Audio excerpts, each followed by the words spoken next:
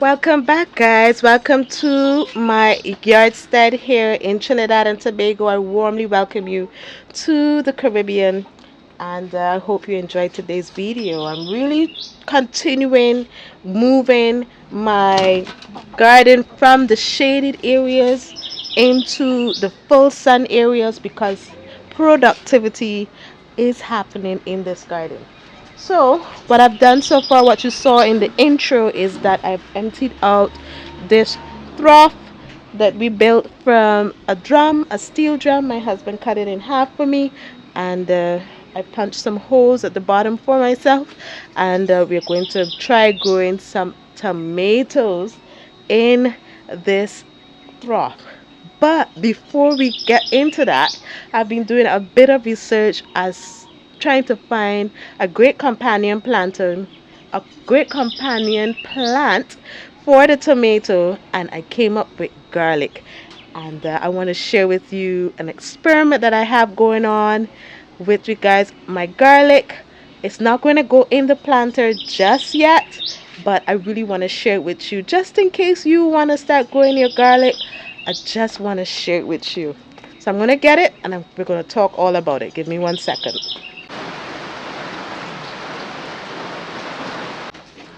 Okay, guys, so we're here because right now it started raining from nowhere.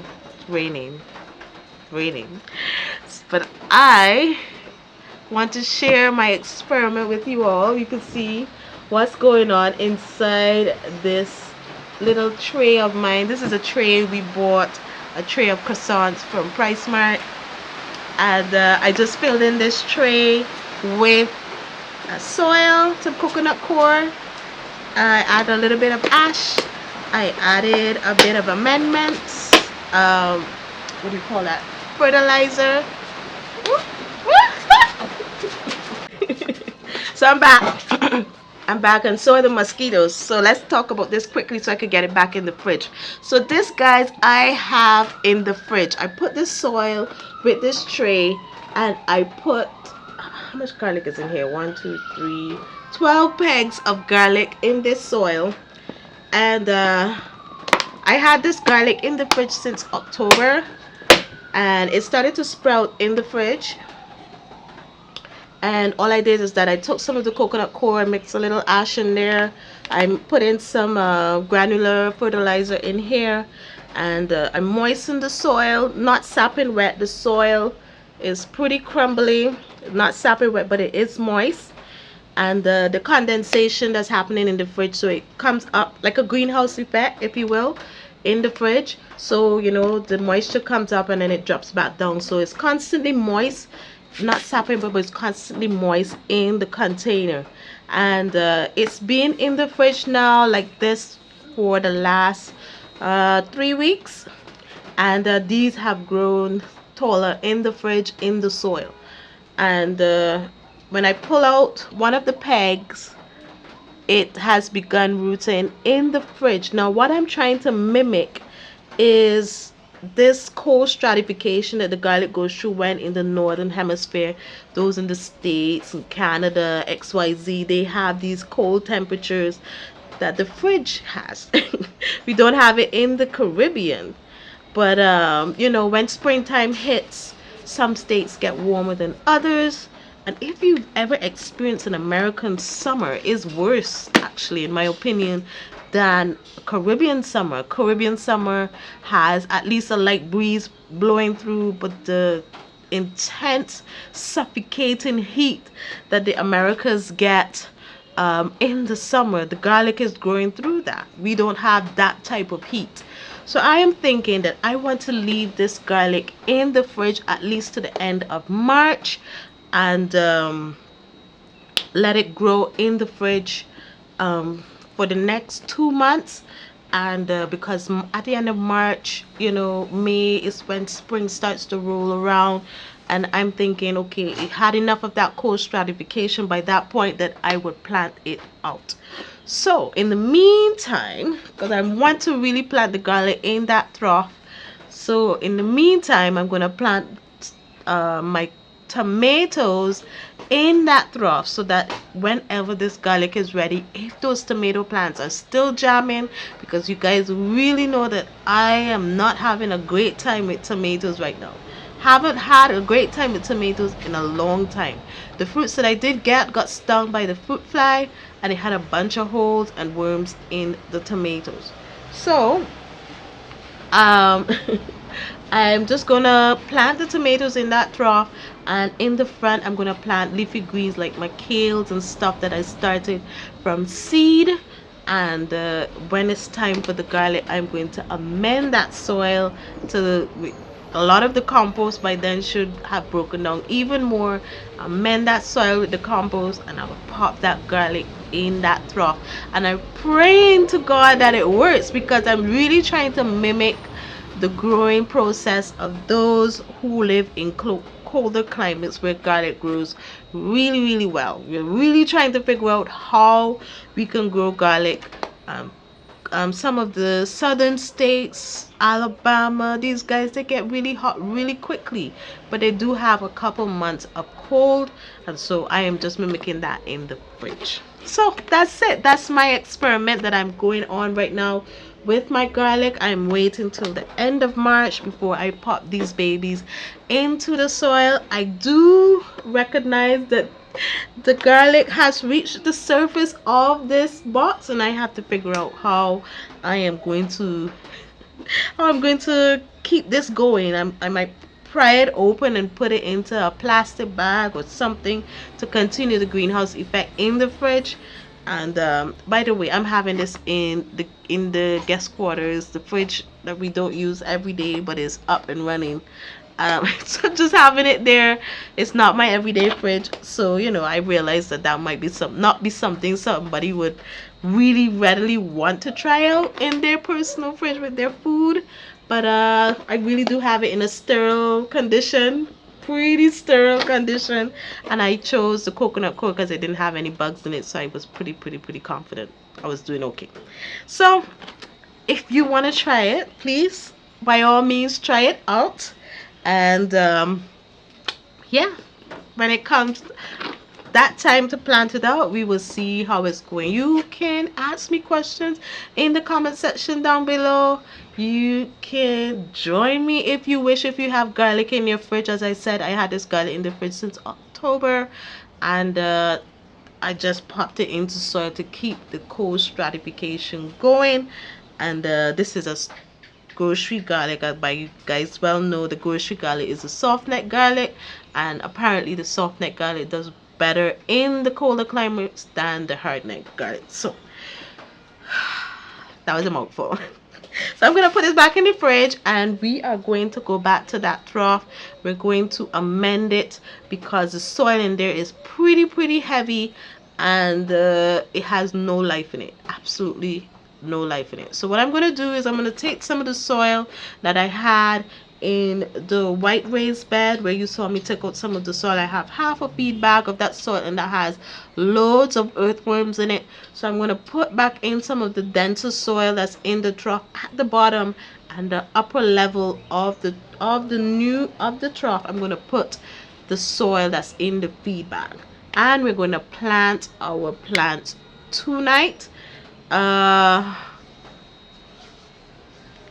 thinking about it now. I think I might take some of the soil from the feed bag and put in the denser soil along with some compost, just to inoculate some of those earthworms into that trough, and hopefully the soil improves, because right now I find it's really heavy. It has not much organic matter. It's more on the clay side. So let me get this back in the fridge before it warms up more than I'd like it to, and keep it growing in there until we figure out how to grow garlic in the tropics.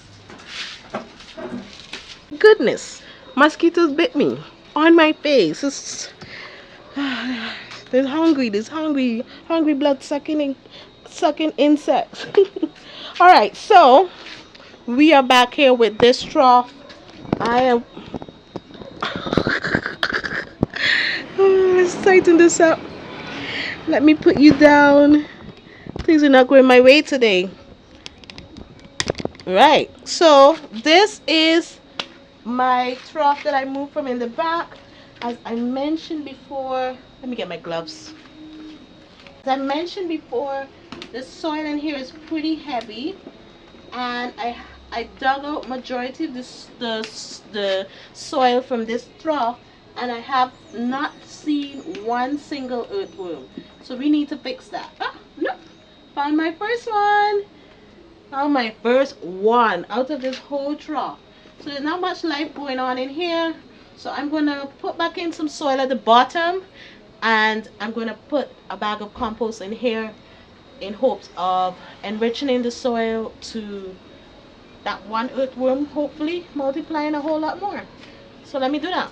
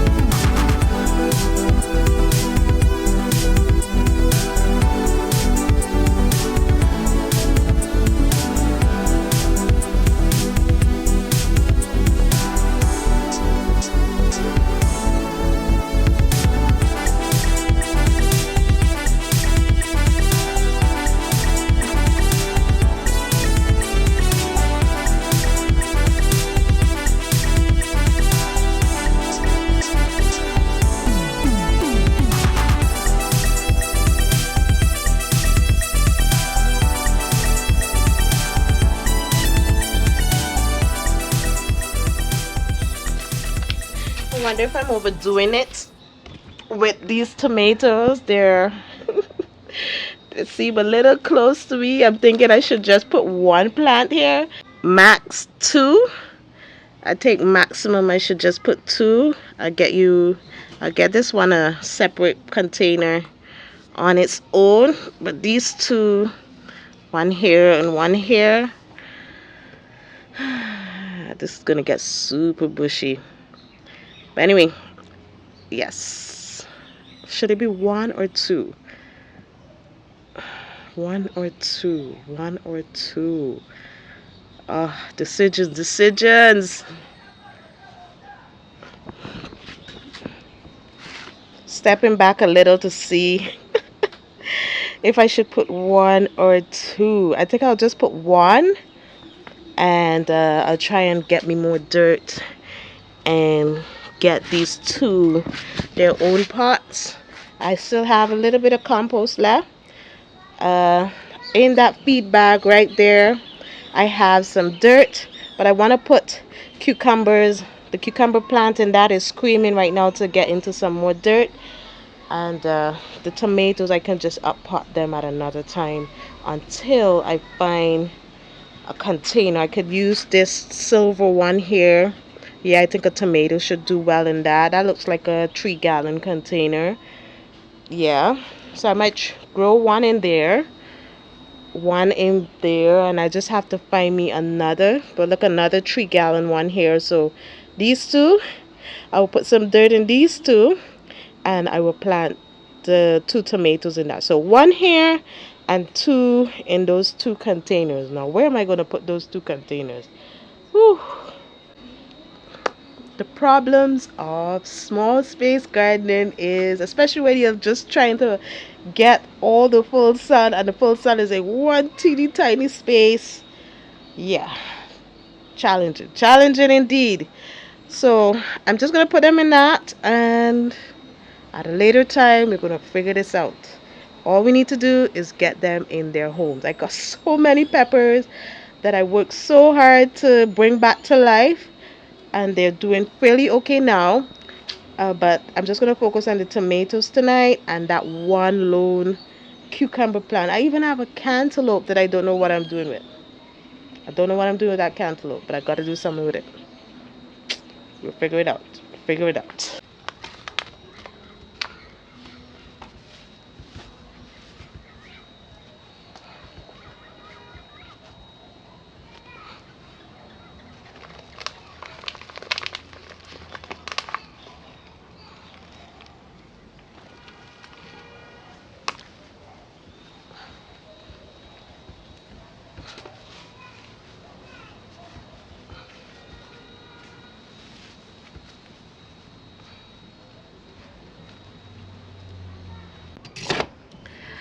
All right, so the one tomato is in. Wish me all the best, guys. Wish me all the best, as I am still dealing with spider mites, and I didn't know this, but I learned this recently, that spider mites is tomatoes' biggest problem. um yeah, and that explains why I've been having a hard time with the tomatoes. Let me take off my gloves. Oh, filthy gloves. Every time I use my gloves, I wash them. Do you wash your gloves? I wash my gloves every single time, because especially with the skin issues. Okay, what I want to do, guys, is to give you an update on using the eucalyptus oil for the peppers. Is it working? Is it not working? So let me show it to you. It's a week now, and I promised an update, and so this is the update. Yeah, so I've been using eucalyptus oil this week. Now before this I was using the peppermint oil. Honestly, I've been seeing more improvement using the peppermint oil than the eucalyptus, but all I have right now inside the house is the eucalyptus, and we're going to use it because I couldn't go anywhere because I wasn't well. So the eucalyptus with the soapy water did do a lot. Can you see that?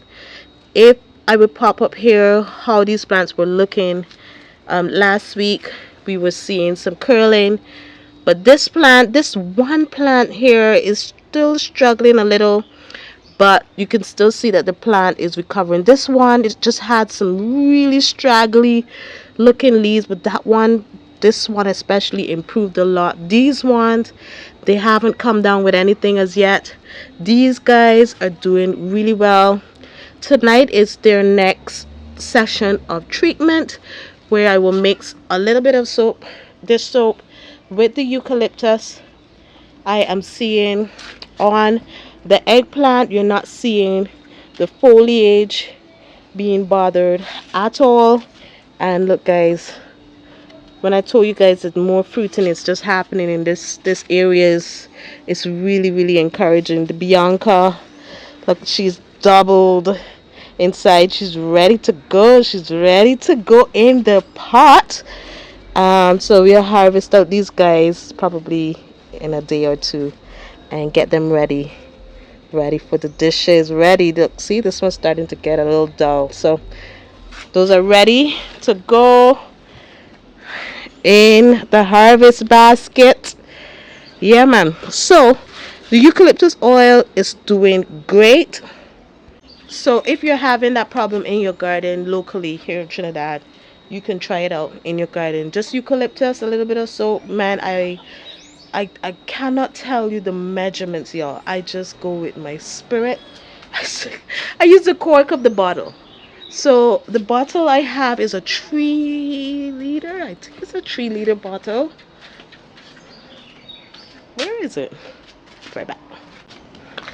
Okay, so it's a 2 liter bottle. A 2 liter bottle.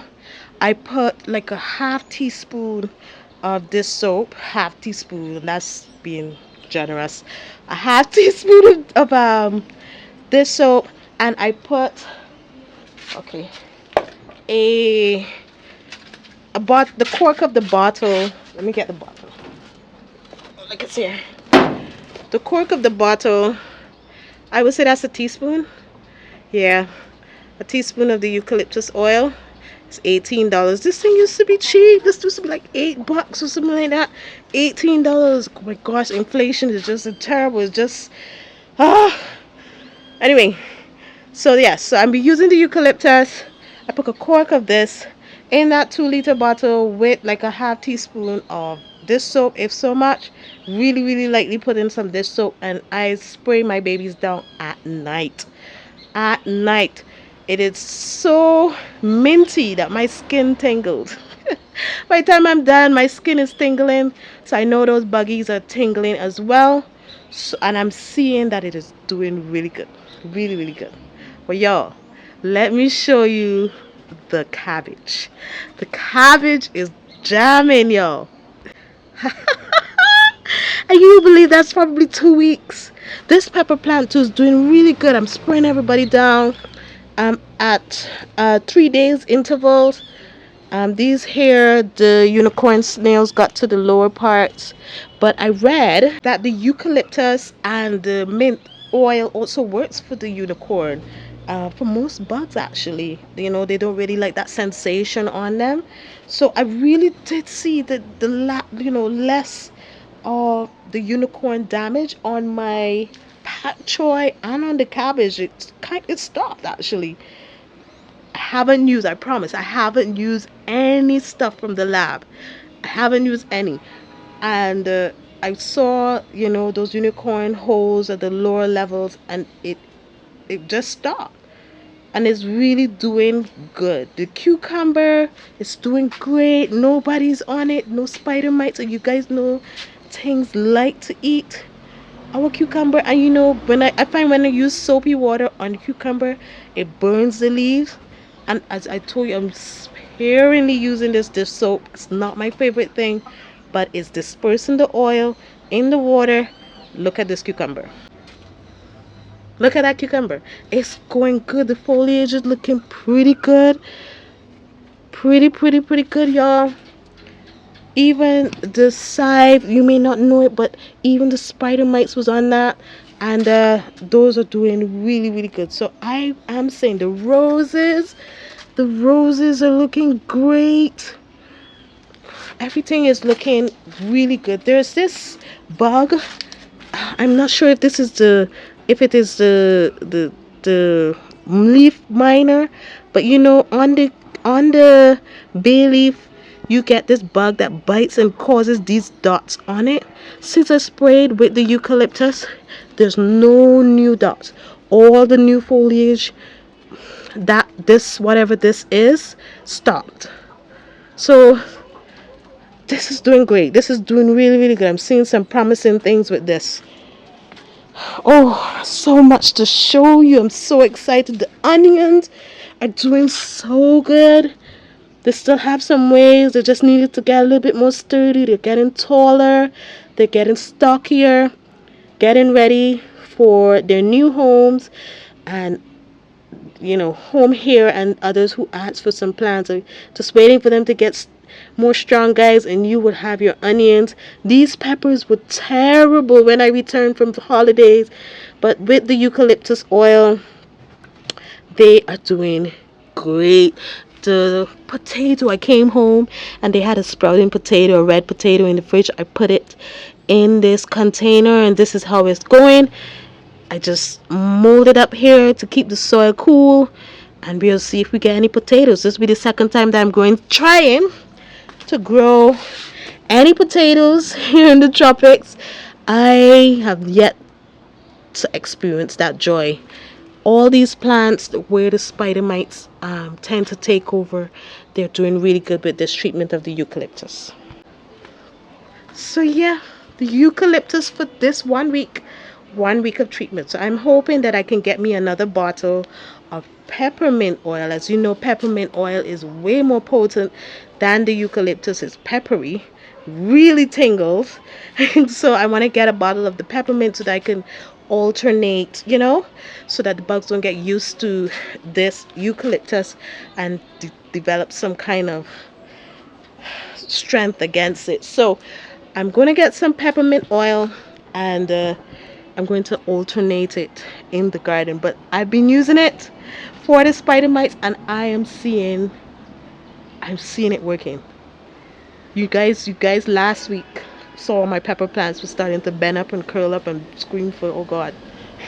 But this week they're opening back out, and I've only used the eucalyptus, so I know that it's working. It's doing something. Even the soursop, this wasn't growing at all. It wasn't moving. It was just stuck. I didn't even used to talk about it. All the flower plants, everybody's just loving the treatment. So I think that is working also for the thrips, because the flowers has those little thrips in it, and that actually stops the plants from fruiting as well. So guys, give it a try. If you're having a problem with the spider mites, give the eucalyptus with a little bit of this soap, guys, a little bit, and spray it on your plants at night, because definitely those minty properties will tingle and burn those precious leaves in the blazing hot sun. So I'm gonna mix my concoction here, and I'm gonna treat my babies. It's really, really good to see something organic do something, you know. So pray for me, pray with me, hold my hand, organic gardeners.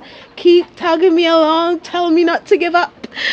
Do let me know that I am doing a good job. Let me know in the comment section what you think about my update, and if you're having a problem in your garden, you too can try it out.